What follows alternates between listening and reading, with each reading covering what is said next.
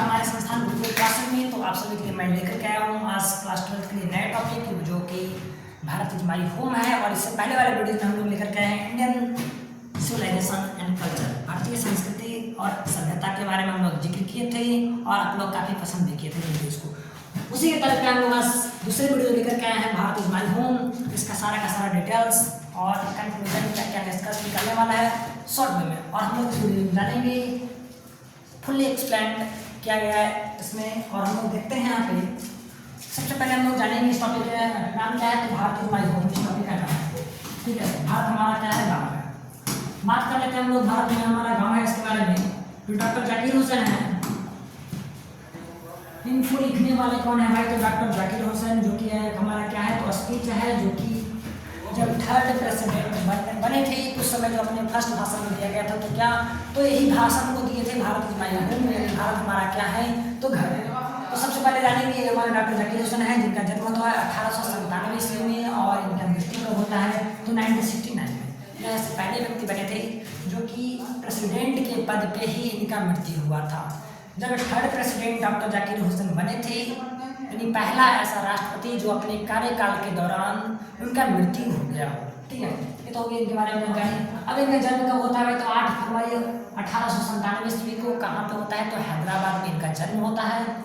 और इनको भारत रत्न भी दिया गया है और पद्म भूषण भी दिया गया है, ठीक है, जो कि हम लोग आगे चर्चा करेंगे। यहाँ पे नॉर्मली चर्चा कर लेते हैं कि भारत रत्न में सर्वोच्च पुरस्कार द्वारा इनको सम्मानित किया गया था, जो कि भारत रत्न हमारा है कब तो 1963 में, ठीक है।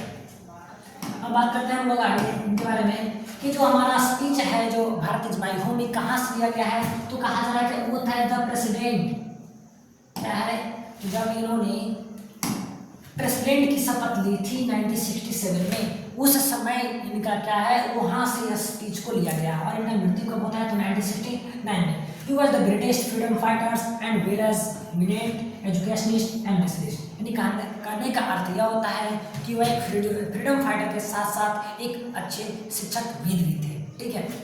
अब जानते हैं earlier he had served as the governor of Bihar, और इससे पहले बिहार में राज्यपाल के पद पे भी नियुक्त थे। और हम लोग जानते हैं आगे की जानकारी इनके बारे में। कहा जा रहा है यहाँ पे सिंबल में कि जो इनका He was the third president of India।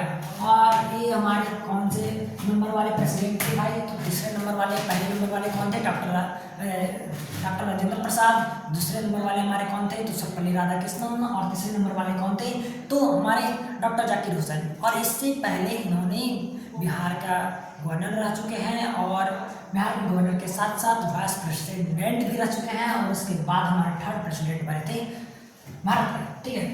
और जो टॉपिक का टाइप है वो क्या है तो हम लोग इसे स्पीच दिया गया है और it is an extract from the speech which has been given by doctor Zakir Hussain after taking over as the third president. यानी कहा जा रहा है क्या ये जो थर्ड प्रेसिडेंट जब सभा में कहने का अर्थ यह हुआ कि जब शपथ ले रहे थे राष्ट्रपति के तौर पर, तो उस समय यह भाषण को उनके द्वारा डिलीवर किया गया था। He pledged himself the service of totally Indian culture।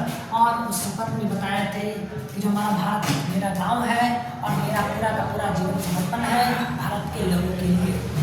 और रोल मॉडल कौन है भाई, तो इनके डॉक्टर रहा इसमें इनका रोल मॉडल है। और जानते हैं आई मस्ट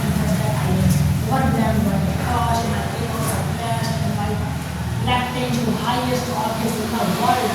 और जो यहाँ के जनता के द्वारा सर्वोच्च पद पे बैठाया गया है उनका हम सम्मान करते हैं। अब बात करते हैं आगे डॉक्टर जाकिर हुसैन के बारे में। कुछ इंपॉर्टेंट पॉइंट्स हैं यहाँ पे। इंपॉर्टेंट पॉइंट क्या कहता है भाई, तो नाम तो भी हम लोग जान गए कि इनका नाम क्या था तो डॉक्टर जाकिर हुसैन। इनका जन्म कब हुआ था तो 8 फरवरी 1897 ईस्वी को। कहाँ पे हुआ था तो हैदराबाद तेलंगाना। और इनके पिता का नाम क्या था तो फिदा हुसैन। और शिक्षा कहाँ से किए भाई तो एमए किए, पीएचडी किए बर्लिन, और डिलीट से मानद की डिलीट यानी मानद उपाधि मिली है, जो कि पीएचडी करने के बाद डिलीट की उपाधि दी जाती है। और इनकी पत्नी का क्या नाम था शाहजहां बेगम। और पेशा क्या थे भाई तो शिक्षाविद थे, अर्थशास्त्री थे और राजनीतिक थे। पार्टी कौन सा था तो इनका भारतीय राष्ट्रीय कांग्रेस पार्टी। और धारित पद क्या क्या इन्होंने पद को धारित किया था तीसरे राष्ट्रपति के रूप में शपथ ग्रहण लिए उपराष्ट्रपति बिहार के राज्यपाल के रूप में। अगला है पुरस्कार व सम्मान, यानी इनको पद्म विभूषण और भारत रत्न से नवाजा गया था।